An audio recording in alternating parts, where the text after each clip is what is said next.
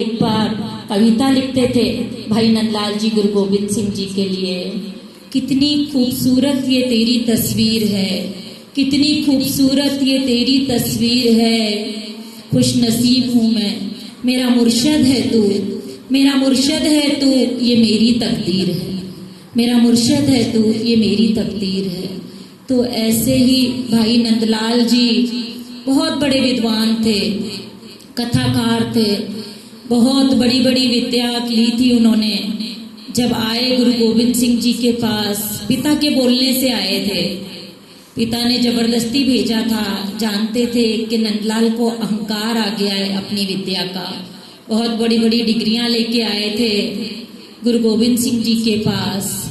जब गुरु गोविंद सिंह जी के पास आए और बोले पिताजी ने भेजा है, और अपनी डिग्रियां दिखाने लगे। सेवा मांगी, सेवा मांगी तो गुरु गोविंद सिंह जी ने कहा, भाई संगत का लंगर होता है, उसमें जूठे कोले होते हैं, जब वो तुम मांझा करो। उसे लगा कि जैसे बहुत बड़ा अपमान हो गया मेरा। जैसे आजकल के जमाने में बड़ी बड़ी डिग्रियां पीएचडी होती है, वैसे वो संस्कृत विद्या में निपुण थे। कहने लगे ये कौन सी सेवा दे दी गुरु गोविंद सिंह जी ने, संगत के कोले मांझा करो। और फिर संगत के कोले मांझते मांझते आज्ञा का पालन किया, अपने सारे कर्म भी मांझ लिए। अपने सारे कर्म मांझ के इतना प्यार बढ़ गया गुरु गोविंद सिंह जी से कि उन्हें देखे बिना रहा नहीं जाता था। लेकिन गुरु तो परीक्षा लेता है। जब एक बार अमृत वेले दर्शन को आए तो दरवाजा बजाया। गुरु गोविंद सिंह जी ने बोला कौन है? कहने लगा मैं नंदलाल, मैं नंदलाल। गुरु गोविंद सिंह जी ने बोला अभी तक तेरी मैं नहीं गई, दरवाजा नहीं खुलेगा, अभी तक तुझ में हौमे बाकी है। गुरबाणी कहती है ना, जब तुम होते तब तू ना, जब हम होते तब तू नाही, अब तू ही मैं नाही। जब हमारे अंदर हौमे है तो भगवान नहीं आ सकता। जब हौमे चली जाती है तो समझ जाना उस वाहिगुरु का निवास हो गया है। फिर नंदलाल जी वापस चले गए, दर्शन तो करना था। फिर आए, फिर दरवाजा बजाया। गुरु गोविंद सिंह जी ने पूछा कौन है? बोले तू ही तू है, तू ही तू है।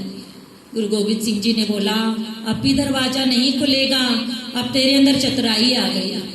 तू ही बोल रहा है, मैं के बाद ये चतुराइयां नहीं चलती गुरु के आगे। सच्चाई, सरल हृदय वाले लोग गुरु को बहुत अच्छे लगते हैं। अब तीसरी बार भाई नंदलाल जी आए और रो पड़े। दरवाजे के कुंडी के नीचे बैठ के माथा रख दिया। बोले तू ही बता मैं क्या करूं गुरु गोविंद सिंह जी, तुम्हें देखे बिना मेरा दिन नहीं चढ़ता, और मेरे में ये चतुराइयां, ये हौमे, ये निकालने वाले भी तुम ही हो।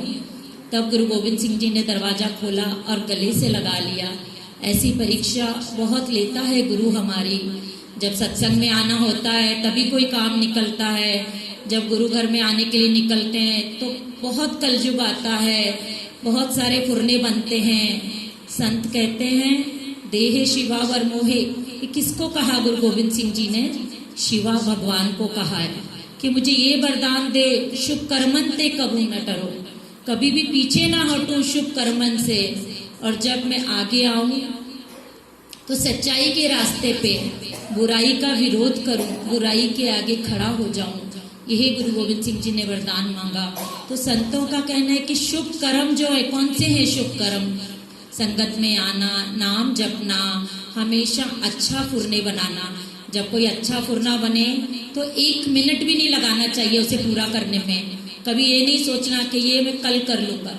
आज कीर्तन सुनना है तो आज ही सुनना है, कल तो कभी आएगा नहीं। और जब बुरा फुरना आए मन में तो उसे कल पे त्याग देना। किसी के लिए गुस्सा आ गया, किसी से लड़ाई करनी है तो उसे 2 दिन आगे कर देना, क्योंकि 2 दिन बाद तुम्हारे विचार बदल जाएंगे। गुरु रहमत करेगा तो वो फुरना बदल जाएगा। इसलिए शुभ काम हाथों हाथ करना है। एक महान राजा जो सिर्फ स्वर्ण मुद्रा दान करता था, एक बार दान करके आया, दान करके स्नान करके भोजन करता था। स्नान करने लगा तो हाथ में सोने का लोटा था। राजा था, सोना तो होता ही है, तो सोने के लोटे से स्नान कर रहा था। इतने में एक भिक्षुक आ गया जो रह गया था। दरवाजे पे आके कहने लगा, राजन मुझे भी भिक्षा चाहिए, आज तुम जल्दी चले गए। राजा ने बोला, अब क्या दूं इसको, किसी को खाली नहीं लौटाता था। तो वही सोने का लोटा उल्टे हाथ में पकड़ा हुआ वैसे ही पकड़ा दिया।